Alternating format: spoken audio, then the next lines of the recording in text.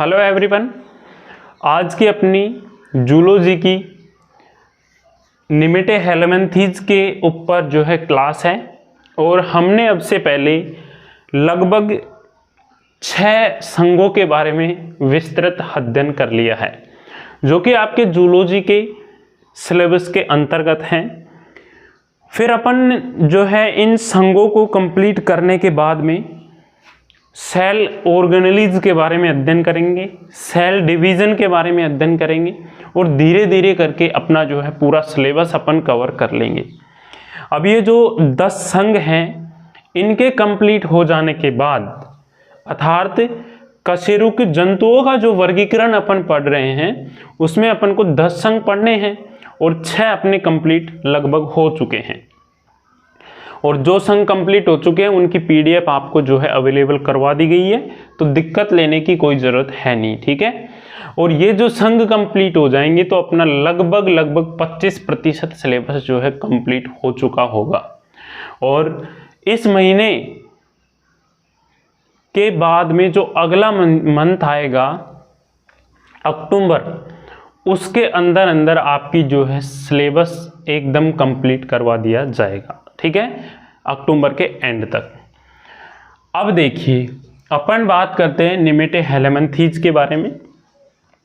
तो सबसे पहले तो मैं आपको बताऊं कि जो निमेटेहेलमिन्थीज के संघ हैं, संघ निमेटेहेलमिन्थीज के जंतु हैं, परजीवी हैं या फिर सदस्य हैं, उनके बारे में बात करूं तो इसके सभी जंतु कैसे पाए जाते हैं?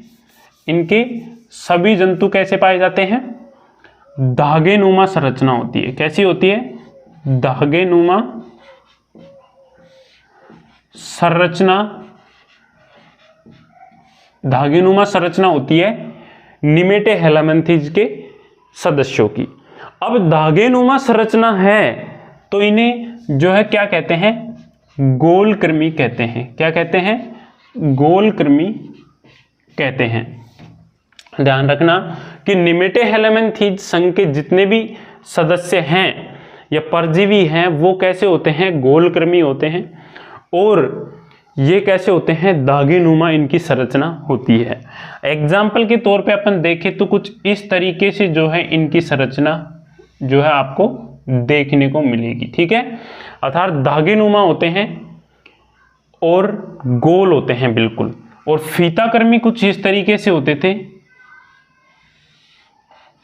इस तरीके से होते थे। फीताकृमि जो अपने इससे पहले का जो पढ़ा था उसके अंदर इस तरीके से होते, फीते की तरह होते थे।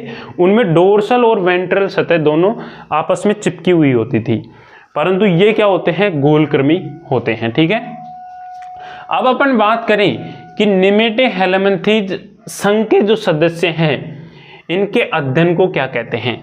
तो इनके अध्ययन को कहते हैं कृमि विज्ञान। क्या कहते हैं? कृमि विज्ञान। इनके अध्ययन को क्या कहते हैं? कृमि विज्ञान कहते हैं। ठीक, क्लियर यहां तक? फिर अपन बात करें कि ये निमेटेहेलमिन्थीज नाम किसने दिया और इसका ही नाम है एस्केहेलमिन्थीज नाम किसने दिया? तो मैंने यहां पर लिखा भी था कि ग्रेगन-बार के अनुसार जो है हम इसके नाम को निमेटेहेलमिन्थीज पढ़ते हैं और ग्रोपेन के अनुसार, किसके अनुसार? ग्रोपेन के अनुसार जो है अपन ग्रोपेन के अनुसार जो है इसके नाम को क्या? एस्केहेलमिन्थीज पढ़ते हैं। अब ग्रेगन-बार ने निमेटेहेलमिन्थीज के बारे में अध्ययन किया और ग्रोपेन ने निमेटेहेलमिन्थीज के बारे में अध्ययन किया। तो इसी तरीके से काफ़ी जो है वैज्ञानिक आए, साइंटिस्ट आए और उन्होंने इन कृमियों के बारे में अध्ययन किया। तो लगभग जो है उन्होंने कितनी जातियां इनकी खोज निकाली? 12,000 जातियां। कितनी? 12,000 जातियां जो है निमेटेहेलमिन्थीज की अब तक खोजी जा चुकी है। ठीक है, तो ये था निमेटेहेलमिन्थीज का थोड़ा सा बेसिक। अब अपन आते हैं इसके मुख्य लक्षणों के ऊपर, जिससे निमेटेहेलमिन्थीज के बारे में आपको आराम से और अच्छे से समझ में आएगा। ठीक है, तो देखिए मुख्य लक्षणों की मैं बात करूं तो यहां पर जो है पहला ही मैं कैरेक्टर्स इनका लेता हूं कि आवास इनका कैसा होता है। जो निमिटे हेलमिंथिक संघ के सदस्य हैं, जो परजीवी रूप में भी होते हैं मनुष्य के अंदर, तो इनका जो है आवास कैसा होता है अपन ये देखेंगे। तो देखो अधिकांश जो निमिटे हेलमिंथिक संघ के सदस्य हैं वो कैसे होते हैं, जलीय होते हैं। कैसे होते हैं, जलीय होते हैं। अब मैं ये नहीं लिख रहा यहाँ पे कि ये समुद्री जलीय होते हैं, अर्थात ये मनुष्य जीवन के लिए काफ़ी हानिकारक यहाँ पर साबित हो सकते हैं, क्योंकि ये समुद्री जल में ही नहीं, अपन जो पीते हैं ना उस जल के अंदर भी उपस्थित हो सकते हैं। जलाशय से भरे हुए होते हैं, तालाब होते हैं, उनके अंदर भी ये मिल सकते हैं। तो इस वजह से जो है ये अपने लिए काफ़ी हानिकारक होते हैं। वो अपन हानिकारक है महत्व जो अपन पढ़ेंगे उनके अंदर देखेंगे। बाकी देखो मैं बता दूं निमिटे हेलमिंथिक से ज़्यादा लॉन्ग क्वेश्चन बनेगा नहीं, सिर्फ इसके जो है क्लासिफिकेशन से आपसे क्वेश्चन पूछा जा सकता है। तो क्लासिफिकेशन अच्छे से अपन को करना है। देखो अधिकांश जो सदस्य हैं निमिटे हेलमिंथिक के वो कैसे होते हैं, जलीय होते हैं एवं स्थलीय भी होते हैं। कैसे होते हैं, स्थलीय भी होते हैं एवं स्वतंत्र जीवी होते हैं। कैसे होते हैं, जलीय होते हैं, स्थलीय होते हैं और स्वतंत्र जीवी जो है होते हैं, या फिर इनको अपन बोल सकते हैं परजीवी होते हैं, जैसे कि मानव की आंतों के अंदर ये पाए जाते हैं।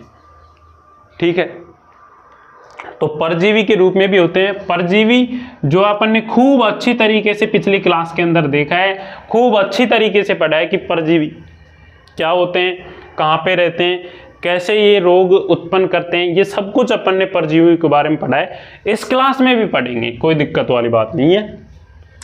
नेक्स्ट अपना जो है बात करूँ समिति कैसी होती है इनकी।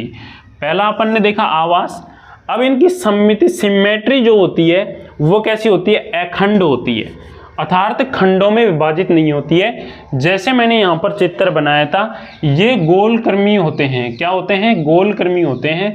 तो अब जैसे कि खंडों में विभाजित करें तो कुछ इस तरीके से इनके शरीर पर पाए जाते हैं। ठीक है, खंडों में विभाजित करें तो, परंतु लिख क्या रखा है कि ये अखंड होते हैं, अर्थात इनके जो बॉडी होती है वो अखंडित होती है, खंडित नहीं होती है, बिल्कुल प्लेन जो है ऐसे होती है, बिल्कुल प्लेन होती है। ठीक है, तो अखंडित होती है।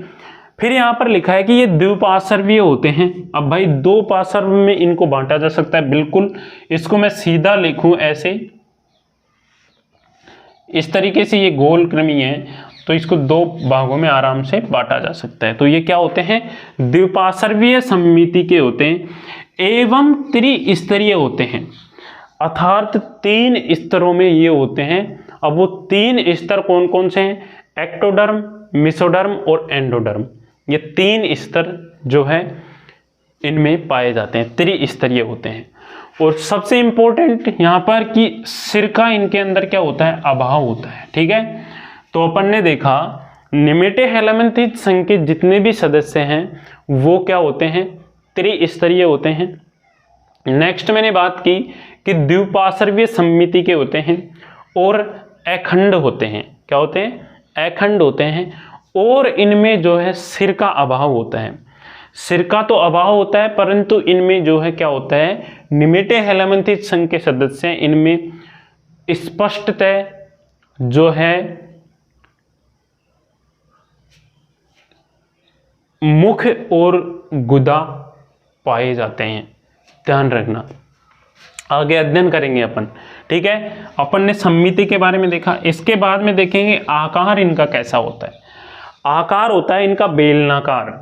अब ये देख सकते हो आपको बेलनाकार ही दिख रहे हैं यहाँ पे, मैं इसको साफ कर देता हूँ। और कोई भी विद्यार्थी टेंशन मत लेना कि जो है नोट्स तो लिख लेने दो, नोट्स तो आपको जो है पीडीएफ के रूप में मिलेंगे, दिक्कत वाली बात नहीं है। पीडीएफ डाल देता हूँ मैं कंप्लीट जो है टॉपिक हो जाने के बाद में। इस तरीके से इनका जो है सदस्य होते हैं, उनका शरीर होता है, अर्थात बेलनाकार होता है। ठीक है, अब ये बेलनाकार होता है, तो इसके जो दोनों सिरे क्या होते हैं वो नुकीले होते हैं। कैसे होते हैं? नुकीले होते हैं। मैं कुछ इस तरीके से इनको जो है प्रदर्शित आपके सामने करूंगा। इनके सिरे तो क्या होते हैं? नुकीले होते हैं, और इनका जो बीच का भाग होता है वो बेलनाकार होता है। और अनुप्रस्थ काट इनकी काटे अपन तो कैसे दिखाई देंगे? ये गोल दिखाई देते हैं। जैसे मान लो इस तरीके से काट के मैंने डाल दिया, तो ये इधर से कैसे दिखाई देंगे? ये गोल दिखाई देते हैं। कैसे दिखाई देते हैं? गोल दिखाई देते हैं। अब यहाँ पर मैंने लिखा भी यही है कि आकार बेलनाकार होता है, दोनों सिरों से नुकीले होते हैं, अनुप्रस्थ काट में गोल होते हैं। अगर अपन इनको अनुप्रस्थ काटते हैं तो ये कैसे दिखाई देते हैं? गोल दिखाई देते हैं। ठीक है, यहां तक क्लियर। नेक्स्ट मैं बात करूं आहार नाल की, जो एस्के हेलमिंथेज हैं, निमेटे हेलमिंथेज हैं, इनकी आकार के बाद जो है अपन देखेंगे इनके आहार नाल के बारे में कि जो आहार नाल है इनकी वो कैसी होती है? संपूर्ण होती है और सुविकसित जो है होती है। ठीक है, अर्थात कि इनके जो आहार नाल हैं उसके अंदर एक विकसित तरीके से ग्रसनी, मलाशय, मुख गुहा और दंत और आंत्र आपको देखने को मिलेंगे। देखिए, जिस तरीके से अपनी बॉडी होती है और जिसके अंदर अपने जो है आहारनाल सिस्टम है, उसमें कितने भाग होते हैं? एक तो मुख गुहा होती है, नेक्स्ट ग्रसनी होती है, उसके बाद में अमाशय, और फिर अपनी आंत इंटेस्टाइन, और उसके बाद में जो है एनस गुदा होता है। उसी तरीके से जो है इसमें आहारनाल संपूर्ण होती है, जिसमें मुख व गुदा उपस्थित होते हैं। मुख गुहा के अंदर दांत उपस्थित होते हैं। क्या होते हैं? दंत उपस्थित होते हैं। और पेशीय ग्रसनी इनके अंदर पाई जाती है, आंत्र इनमें पाए जाते हैं, मलाशय इनमें पाया जाता है, हुक, सुकिका और दंत तीनों इसमें उपस्थित होते हैं। ठीक है, नेक्स्ट मैं बात करूं इनके श्वसन तंत्र, अर्थात इनका जो रेस्पिरेटरी सिस्टम है और परिसंचरण तंत्र है, ये दोनों क्या होते हैं? अनुपस्थित होते हैं। इनके अंदर परिसंचरण नहीं होता है और ना ही श्वसन होता है। अब आप कहोगे कि श्वसन फिर होता कैसे? श्वसन होता है पर वो होता है विसरण के द्वारा, सतह के द्वारा। ठीक है, नेक्स्ट मैं बात करूं इनके उत्सर्जन तंत्र के ऊपर, तो उत्सर्जन इनका उत्सर्जी नालों के द्वारा होता है, उत्सर्जी नालों से बना हुआ होता है, और उत्सर्जी नालों को अपन बोल सकते हैं प्रोटोनेफ्रिटिया का बना हुआ होता है उत्सर्जन तंत्र। अब यहाँ पर जो प्रोटोनेफ्रिटिया टर्म है ये नेफ्रॉन से संबंधित है।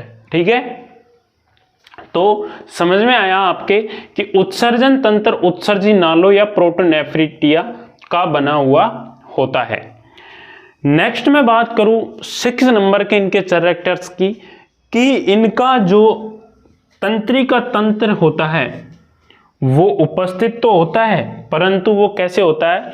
एक तंत्रिका वलय पाई जाती है मात्र। जो तंत्रिका तंत्र होता है इनके अंदर, निमेटे हेलमिंथेज संघ के सदस्यों के अंदर, वो क्या होता है? उपस्थित तो होता है, परंतु एक तंत्रिका वलय उनमें पाई जाती है। और जो वो वलय होती है, ठीक है, ये जो वलय होती है इसके आखिरी और शुरू के सिरों पर ही जो है तंत्रिका तंत्र की कुछ सेल्स या फिर तंत्रिकाएं पाई जाती हैं। तो इस वजह से इनका जीवन चक्र क्या होता है? जटिल प्रकार का होता है, क्योंकि देखो इनमें संपूर्ण आहारनाल पाई जा रही है, अर्थात भोजन का एक डाइजेस्टिव हो रहा है, पाचन हो रहा है, एक जटिल क्रिया हो रही है। तो इस वजह से इनका जीवन चक्र भी कैसा है? जटिल प्रकार का जीवन चक्र है। नेक्स्ट मैं बात करूं जनन, तो देखो इसमें तो वो सिस्टम हो गया, और अगर ये सिस्टम इंसानों की तरह हो तो भाई साहब ये मान लो जो पुरुष है ना, उनके तो दिन उल्टे हो जाए। इनमें जो मादा होती है वो तो क्या होती है, बड़ी होती है, और नर जो होते हैं वो क्या होते हैं, छोटे होते हैं। और जनन इनमें लैंगिक प्रकार का होता है। जब नर और मादा दोनों अलग अलग हैं तो इनमें जनन कैसा होगा, लैंगिक प्रकार का होगा। ठीक है। और नर इनके अंदर कैसे होते हैं, छोटे होते हैं, और मादा कैसे होते हैं, बड़े होते हैं। ध्यान रखना, नर एवं मादा दोनों अलग अलग होते हैं। नर छोटा होता है, वह मादा बड़ी होती है। ठीक है। तो ये हैं इसके नॉर्मल 7 कैरेक्टर्स जिनको आपको याद करने हैं। और याद करने की जरूरत आपको है ही कहाँ, क्लास के अंदर ही याद हो गया कि आवास किस तरीके का होता है, जलीय, स्थलीय और स्वतंत्र जीवी। सम्मिति कैसी होती है, अखंड और द्विपार्श्वीय सम्मिति होती है। शरीर इनका त्रिस्तरीय होता है जिसमें एक्टोडर्म, मेसोडर्म और एंडोडर्म होते हैं। आकार बेलनाकार होता है, दोनों सिरों नुकीले होते हैं, और अनुप्रस्थ काट में अपन काट के देखेंगे तो गोल दिखाई देते हैं। नेक्स्ट, आहार नाल इनकी संपूर्ण होती है जिसके अंदर मुख गुहा, दंत, मलाशय, आंत्र और पेशीय ग्रसिका जो है उपस्थित होती है, देखने को अपन को मिलती है।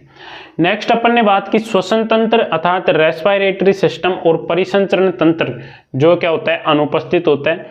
उत्सर्जन तंत्र पाया तो जाता है परंतु किसका बना हुआ होता है, उत्सर्जी नालों का बना हुआ होता है, जिसे प्रोटोनेफ्रिटिया भी कह सकते हैं। नेक्स्ट अपन ने बात की तंत्रिका तंत्र इनके अंदर पाया जाता है परंतु एक वलय के रूप में पाया जाता है, और उस वलय के ऊपर और नीचे की साइड जो है तंत्रिकाएं उपस्थित होती हैं। इसके बाद में अपन ने बात की जनन के बारे में। तो जनन इनमें लैंगिक प्रकार का होता है अर्थात लैंगिक द्विरूपता इनमें देखने को मिलती है। और नर इनमें क्या होता है, छोटा होता है, और मादा इनमें क्या होती है, बड़ी होती है।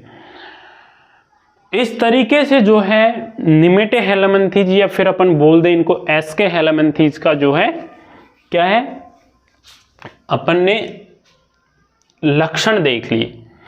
अब अपन देखेंगे इनके वर्गीकरण। जो निमेटे हेलमिंथीज संघ के सदस्य हैं इनके वर्गीकरण किस आधार पर किए गए हैं, वर्गीकरण का आधार किसे माना गया है। ठीक है, तो मैं इसको कर देता हूं साफ, और अब देखेंगे अपन इसके वर्गीकरण के बारे में। ज्यादा हार्ड है नहीं जूलॉजी और बॉटनी, बस तुमने बना रखी है इसको हार्ड, क्योंकि आप जो है क्या करते हैं, याद तो करते हैं नहीं और फिर बोल देते हैं कि ये बहुत हार्ड है।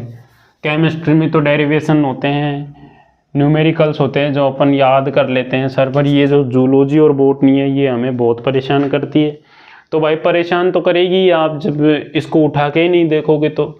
मैं तो आपको गारंटी दे रहा हूँ कि जो कितना क्लास है ना अपनी, इनको ले लो, बुक पढ़ने की ज़रूरत ही नहीं है और बाद में भी पढ़ने की ज़रूरत नहीं है, इतना तो यहाँ पर क्लास में याद हो जाता होगा आपको। देखो, निमेटे हेलमिंथीज संघ के सदस्य, इनका वर्गीकरण अगर अपन करें तो इसको 2 वर्गों में बांटा गया है। कितने वर्गों में बांटा गया है, 2 वर्गों में बांटा गया है। पहला है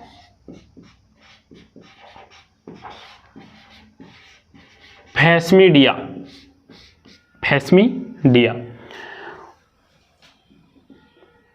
और दूसरा है,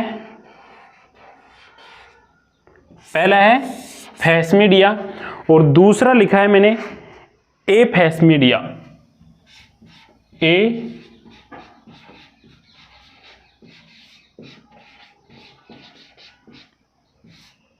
फैस्मिडिया। तो ये तो हो गया सेकंड वर्ग और ये हो गया फर्स्ट वर्ग। अब इनको जो है वर्गीकृत किसके आधार पर किया गया है, संवेदी अंग या फैस्मिड के आधार पर किया गया है। संवेदी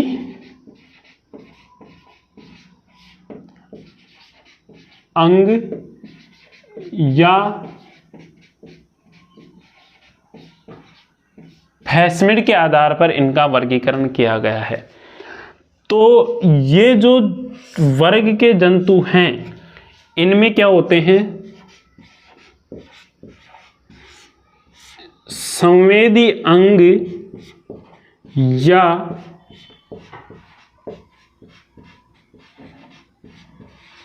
फैसमिड क्या होते हैं, उपस्थित होते हैं।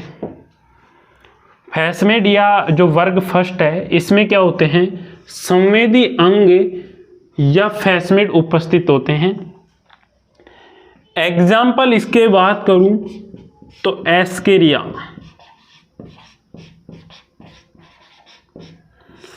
एस्केरिया, और दो एग्जाम्पल हैं यहां पर मैंने लिख रखे हैं ऑलरेडी, अंकुशक्रमी और फाइलेरिया कृमि। क्या, अंकुशक्रमी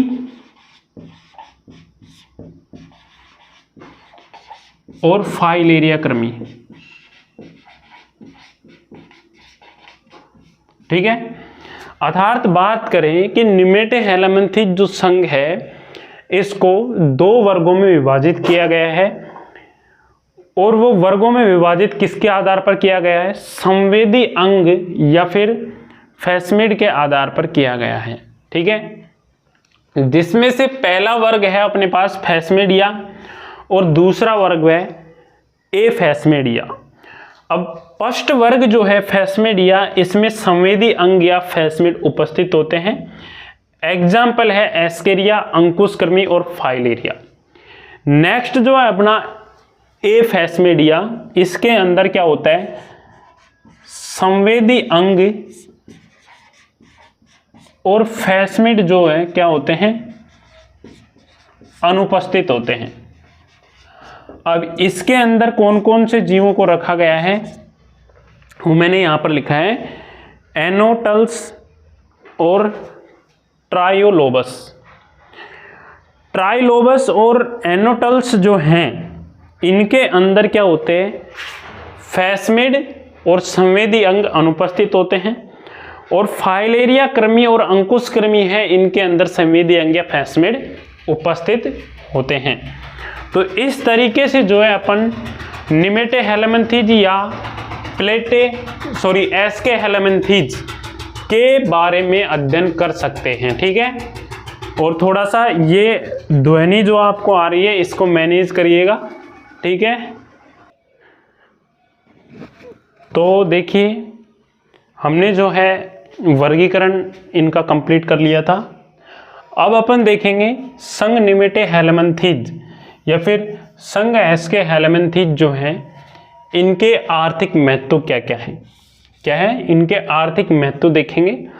और ज़्यादातर देखिए निमेटोहेलमिन्थेस के जो क्लासिफिकेशन है, वर्गीकरण है, वहीं से क्वेश्चन आपके पुट अप होते हैं कि इनका वर्गीकरण किस आधार पर किया गया है, जो आपको मैंने बता दिया संवेदी अंग के आधार पर जो है इनका वर्गीकरण किया जाता है।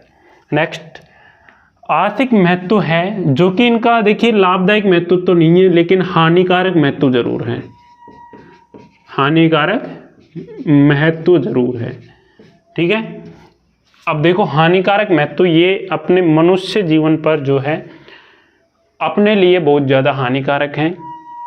देखते हैं किस किस तरीके से हानिकारक है, कौन कौन से अंग को जो है ये ज़्यादा प्रभावित करते हैं। तो ये तो जंतु के नाम हैं, जो जंतु हैं निमेटोहेलमिन्थेस के, और ये जो है परपोषी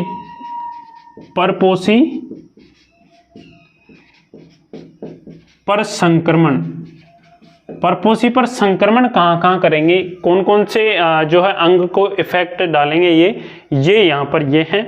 और ये है कि रोग का नाम, रोग कौन कौन से हो सकते हैं। और नेक्स्ट है यहाँ पर परपोषिता, नेक्स्ट है क्या, परपोषिता। तो देखो सबसे पहले अपन देखें जंतु जो कि जो है निमेटोहेलमिन्थेस संघ के जंतु हैं ये। तो पहला जंतु है यहाँ पर जिसे अपन परजीवी बोल सकते हैं, एस्केरिस लुम्फ्रिकाइडिस। एस्केरिस लुम्फ्रिकाइडिस जो है ये मनुष्य की आंत पर इफेक्ट डालता है और आंत को जो है संक्रमित करता है, जिससे अपने शरीर में रोग अपन को देखने पड़ता है। कौन सा, एस्केरियासिस रोग, जो कि ज्वर भी हो सकता है, रक्तस्राव भी हो सकता है और अपेंडिसाइटिस भी हो सकते हैं। ठीक है, अगर ये जो परजीवी हैं किसी इंसान की बॉडी में प्रवेश कर जाता है तो सबसे पहले तो ये क्या करेगा, जो मनुष्य की आंत है इस पर इफेक्ट डालेगा, इसको संक्रमित करेगा, और जिससे अपने शरीर के अंदर रोग कौन कौन से दिखने को देखेंगे, एक तो एस्केरियासिस रोग दिखने को दिखेगा, दूसरा है ज्वर रोग दिखेगा, तीसरा है रक्तस्राव होगा, और अपेंडिसाइट होगी। अपेंडिसाइट्स जो है होगी, अपेंडिसाइट्स का मतलब होता है कि कहीं ना कहीं पाइल्स की प्रॉब्लम आएगी और जिससे क्या होगा, रक्तस्राव हो जाएगा इंसान के अंदर। ठीक है। नेक्स्ट, ये जो परपोषिता है, एक परपोषी होते हैं ओनली फॉर ह्यूमन, मनुष्य में एक परपोषी होते हैं। ठीक है। नेक्स्ट मैं बात करूं परजीवी की, तो नेक्स्ट परजीवी मैंने लिखा ट्राइम्यूरिस ट्राइम्यूटा। ट्राइम्यूरिस ट्राइम्यूटा जो है कांसकृमि ये होते हैं, क्या होते हैं, कांसकृमि होते हैं। और जो ट्राइक्यूरिस और ट्राइक्यूटा जो है ये क्या करते हैं, परपोषी पर संक्रमण के तौर पर ह्यूमन की बड़ी आंत एवं अंधनाल पर इफेक्ट डालते हैं, इसको क्या करते हैं, संक्रमित करते हैं। दूसरे नंबर का परजीवी है लिमेटे हेलामिन्थीज संघ का, जिसका नाम है ट्राइक्यूरिस ट्राइक्यूटा, अर्थात कांसकृमि होते हैं ये। और ये जो है परपोषी जो होते हैं, परपोषी अपन जैसे मनुष्य हैं परपोषी, उस पर बड़ी आंत और अंधनाल पर इफेक्ट डालते हैं। इनसे रोग होगा, उल्टी होगी, रक्ताल्पता होगी, ज्वर यानी बुखार होगा और बेचैनी होगी। ये सिम्टम्स अपन को देखने को इसके अंदर मिलेंगे। परपोषिता एक परपोषी होते हैं ओनली फॉर ह्यूमन के अंदर। ठीक है। नेक्स्ट मैं बात करूं कि तीसरे नंबर का परजीवी यहाँ पर है बुचेरिया ब्रैनकोफटाई। बुचेरिया ब्रैनकोफटाई जो नामक परजीवी है, ये ह्यूमन के लसिका वाहिनी पर जो है इफेक्ट डालता है, जिससे रोग होता है, हाथ पैरों में सूजन आ जाती है और नर के अंदर वृषण कोश में सूजन आ जाती है। ठीक है। ये ओनली फॉर नर के अंदर होगी प्रॉब्लम, किसमें, नर में प्रॉब्लम होगी। ठीक। और परपोषिता कैसी होगी, यहाँ पर द्विपरपोषी होंगे ह्यूमन और मच्छर में। ठीक है। नेक्स्ट एंड लास्ट अपना जो है परजीवी है वो है एंटेरोबियस वर्मिकुलेरिस। एंटेरोबियस वर्मिकुलेरिस, जो कि ह्यूमन की आंत या फिर अपेंडिक्स में जो है पाए जाते हैं, और रोग का नाम है अपेंडिसाइट, और ये कैसे हैं, एक परपोषी है। तो इस तरीके से ये देखो, इनको समझाने की कोई चीज नहीं है, ये सिर्फ आपको रटना पड़ेगा, आपको याद करना पड़ेगा। और इनमें से अगर चारों भी याद ना हो तो दो तो बिल्कुल तरीके से याद कर लेना। ठीक है। अब अपन जो है यहां पर अपन ने क्लियर किया जो निमेटे हेलामिन्थीज हैं उनके कैरेक्टर्स के बारे में, अर्थात इनके लक्षण अपन ने देख लिए। फिर हमने इसका जो है क्लासिफिकेशन देख लिया। क्लासिफिकेशन के बाद में जो है हमने इनका आर्थिक महत्व देख लिया, जो कि हमारे लिए ये क्या है, नुकसानदायक होते हैं। क्या होते हैं, नुकसानदायक होते हैं, हानिकारक महत्व ही अपन को इनका देखने को मिलता है। अब मैं बात करूंगा कि यहाँ से इस टॉपिक से संघ निमेटे हेलामिन्थीज टॉपिक जो है, यहाँ से क्वेश्चन क्या बनते हैं जो कि आपसे एग्जाम में पूछे जाते हैं। तो क्वेश्चन नंबर 1 आप जो है लिखेंगे कि निमेटे हेलामिन्थीज संघ के जो सदस्य हैं इनके आर्थिक महत्व लिखिए। अब आर्थिक महत्व लिखने आपको यहां पर हैं। अब आर्थिक महत्व क्वेश्चन तो इस तरीके से आएगा कि निमेटा हेलामिन्थीज संघ के जो सदस्य हैं इनके आर्थिक महत्व लिखिए। अब आपको लिखना है इसके ANS आंसर में कि निमेटे हेलामिन्थीज संघ के सदस्यों के मनुष्य जीवन में हानिकारक प्रभाव देखने को मिलते हैं, और वो हानिकारक प्रभाव जो है आपको जिस तरीके से अभी अपन ने टेबल बनाई थी उसी तरीके से टेबल बनाकर 4 या फिर 2 आते हैं तो 2 आपको जरूर करने हैं, ठीक है। नेक्स्ट मैं बात करूं क्वेश्चन नंबर 2 की यहां पर, तो दूसरा क्वेश्चन हो जाता है इनका वर्गीकरण। वर्गीकरण किस आधार पर किया गया है? वर्गीकरण किस आधार पर किया गया है, विस्तार से समझाइए। अब ये जो विस्तार लगा दिया ना मैंने, तो यहां से आप इसके दोनों वर्गीकरणों के बारे में बताओगे, उनकी डेफिनेशन भी लिखोगे और उनके एग्जाम्पल भी एक एक आपको देने हैं। एग्जाम्पल जरूर देना। क्वेश्चन नंबर 3 है मुख्य 4 लक्षण बताइए। निमेटे हेलमंथीज संघ के मुख्य 4 लक्षण आपको याद करने, ठीक है। इन क्वेश्चनों को लहर की लहर जो है अपन साथ साथ याद करते हुए चलेंगे तो ज्यादा दिक्कत बाद में नहीं आएगी, ठीक है। और इस तरीके से जो है आज की अपनी क्लास में हमने ने कंप्लीट कर लिया निमेटे हेलमंथीज संघ या फिर एसके हेलमंथीज संघ। अब नेक्स्ट क्लास अपनी होगी, उसके अंदर हम पढ़ेंगे एनेलिडा जो कि 7वें नंबर का संघ है। फिर अपने पास 3 संघ और बचेंगे जिनको भी अपन कंप्लीट कर लेंगे और फिर अपना कशेरुकी जंतुओं का वर्गीकरण कंप्लीट हो जाएगा। फिर अपन देखेंगे सेल ऑर्गेनेलीज के बारे में, ठीक है। तो मिलते हैं नेक्स्ट क्लास के अंदर नेक्स्ट संघ के साथ। तब तक के लिए जय हिंद, वंदे मातरम, धन्यवाद।